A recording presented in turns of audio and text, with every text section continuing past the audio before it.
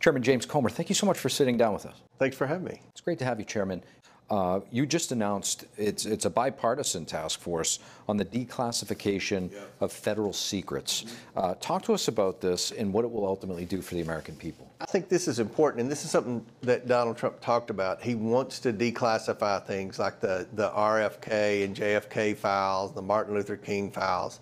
But we also need to go further. There's lots of federal secrets that people are curious about. Secrets about COVID and what the government did in the beginning and how the government could have said that COVID came from that wet market in China when we now know that it came from the lab in Wuhan. What role did the government have? Who did the government talk to? How did they base that decision? And why did they attack conservatives and go to Twitter and Facebook and have them deplatform and censor anyone that would suggest that COVID came from the lab in Wuhan? We want to declassify information on September the 11th, on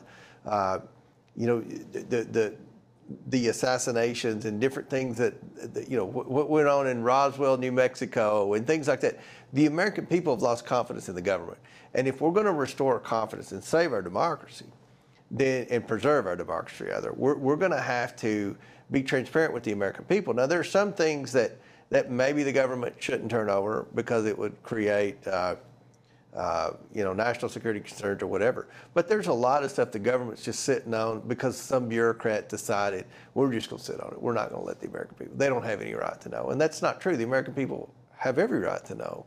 If something happened, with the Trump assassination attempt. Maybe they're still investigating that. Maybe that doesn't need to be turned over. But the Kennedy assassinations and the Martin Luther King assassinations and anything pertaining to September the 11th, anything What about UFOs? UFOs, that's a big one.